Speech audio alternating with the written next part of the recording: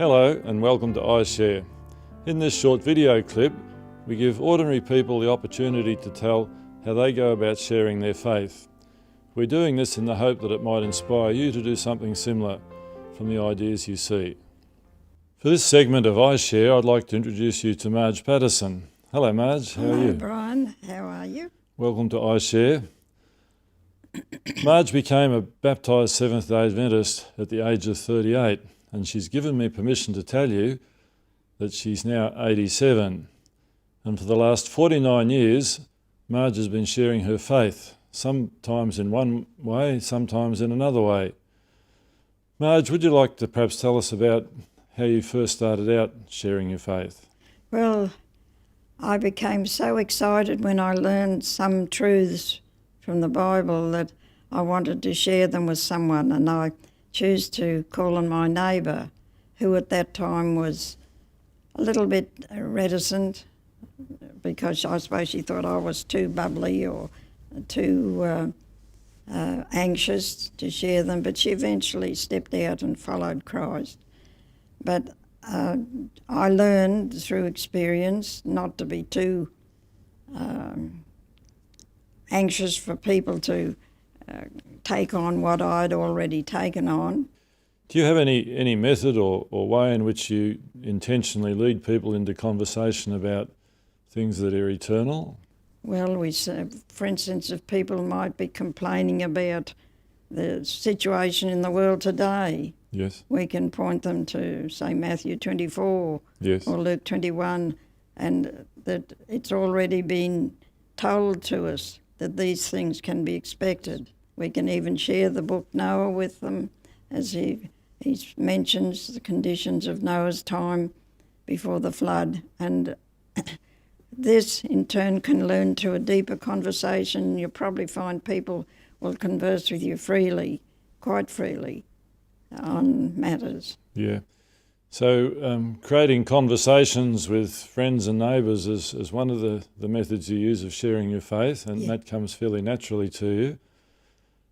What else have you done that's been a way of sharing faith? Areas that I'm working into, like that I may not have given much attention to before, sometimes I'll say, might even letterbox steps to Christ, or I always like to, these little glow tracks, say put 3 or 4 in a little plastic Ziploc bag and leave them with them.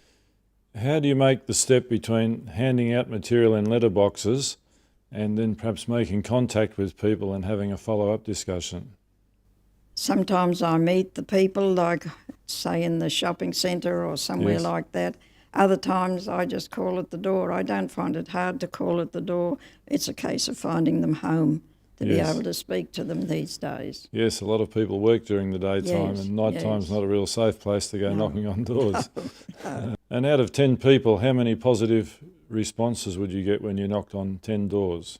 I think people at different areas have a different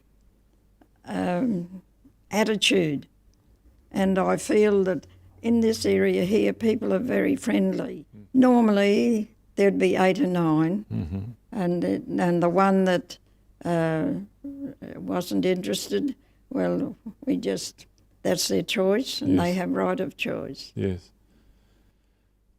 Have you ever had any experiences where you wished you hadn't knocked on a door? No, never. There's always been someone there with a pleasant reception or because I believe the Lord prepares the way. Yes. That I have met rude people over the years, but that's been mainly in the street. Yes. But by and large, when you're working amongst people, even though they may not be the least bit interested, they'll still be polite. Do you find it frightening going from house to house by yourself, knocking on doors? Well, when I first was doing it in a concentrated way, I was in a western town and they was very prejudiced. Yes. And I was more afraid of the dogs than I was of people. They say people take on the characteristic of their dogs. Yeah. So each day when you go knocking on doors is a new adventure. It is really, because there's no two of them alike. It's just you've got to be prepared, I believe, to follow wherever the Lord leads. Yes. Do you have any other methods that you've used over the last 49 years that you'd like to share with us? Sometimes I've written. Now I met a very dear lady on Croydon Station, and we got talking just about the normal things, and the conversation drifted to spiritual things. And I asked her, was she interested deeply in spiritual things? She said yes. And I always like to carry a book of some kind with me. And so I said to her, would you like a book it was on Noah? And, oh yes, she said. She was enthusiastic about it. So I gave this to her and she went home very happy. And at the same time, though, I'd got her address. And so I've been sending her literature and writing a letter to her to point her to what the book was about, and to stimulate an interest and a desire to read and study this book. Marge, you're walking around and talking to people and knocking on doors. Does it have any other benefits for yourself? Yes, I believe that one of the greatest benefits is health. Yes. You're meeting people, you're forgetting your own aches and pains and things. I try to have such a relationship with the Lord that I don't have worries and strifes. I know that you must be fairly fit, because I've seen you walking through the street, striding it out, and I think there goes a lady whose chronological years are not an indicator of her physical age. You're much younger in terms of your sprightliness than your 87 years, Marge. Well, I can't drive a car, so even if I had one, so it's a case of having to walk.